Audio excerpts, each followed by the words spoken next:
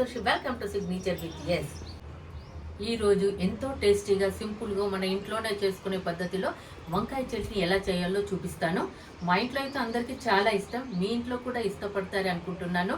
దానికి ఏం కావాలో ఎలా చేయాలో చూపిస్తాను, చూద్దామా మరి. ఈ వంకాయ పచ్చడికి కావలసిన వస్తువులు ఇవి: 1/2 kg వంకాయలండి, శుభ్రంగా కడిగి సన్నగా తరిగి పెట్టుకున్నాను. 3 మీడియం సైజు టమాటో, వీటిని ఇలా కట్ చేసి పెట్టుకోవాలి. జీలకర్ర, ధనియాలు, కాసిన్ని మెంతులు, ఎల్లిపాయలు, చింతపండు, నువ్వులు, పచ్చిమిర్చి తగినన్ని, కొత్తిమీర, కరివేపాకు, ఎండుమిర్చి ఇవి కావాలండి. వీటిని ఎలా చేయాలో నేను ఇప్పుడు చూపిస్తాను రండి. స్టవ్ మీద ప్యాన్ పెట్టుకొని ముందుగా 2 టీ స్పూన్ల ఆయిల్ పోయాలి. 2 టీ స్పూన్ల ఆయిల్ పోయాక మనము కడిగి పెట్టుకున్నటువంటి వంకాయలను ఇందులో వేయాలి.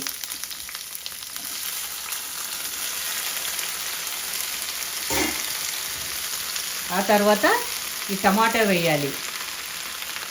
వేసేసి కలుపుతూ ఉండాలి. వంకాయలు టమాటాలు ఒక 50% మగ్గాయండి. ఇప్పుడు నేను జీలకర్ర, ధనియాలు, మెంతులు, ఎల్లిపాయలు మీకు చూపించాను ఇంతకుముందు, అవి ఇందులో వేసేసి ఒక్కసారి కలపాలి.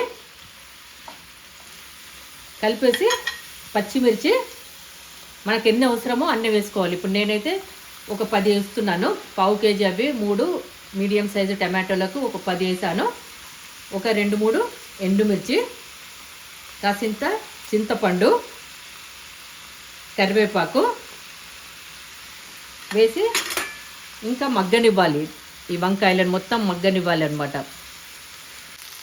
ఇప్పుడు పచ్చడికి ఎంత అవసరమో అంత వంకాయలు టమాటాలు మగ్గాయండి.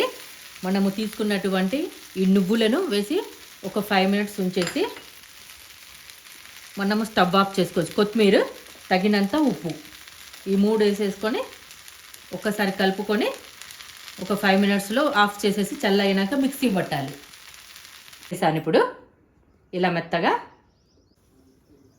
స్టవ్ ఆన్ చేసి ఒక 2-3 స్పూన్స్ ఆయిల్ వేసుకోవాలి. ఆయిల్ వేడయ్యాక కొన్ని ఆవాలు, జీలకర్ర, మినప్పప్పు వేసుకోవాలి. మినప్పప్పు బ్రౌన్ కలర్కి వచ్చింది. 2 ఎండుమిర్చి వేసాక కాస్త ఒక 1/2 టీ స్పూన్ అంతా పసుపు వేసేసి కొంచెం ఇంగువ వేస్తే చాలా టేస్టీగా ఉంటుందండి. నేను ఎక్కువ వాడుతుంటాను ఇంగువ.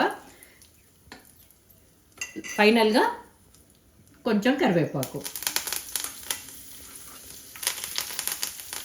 పోపు అయిపోయింది కదండి. మనం మిక్సీ చేసి పెట్టుకున్నటువంటి ఈ వంకాయ దాంట్లో ఈ పోపును వేసి కలపాలి. వంకాయ పచ్చడి రెడీ.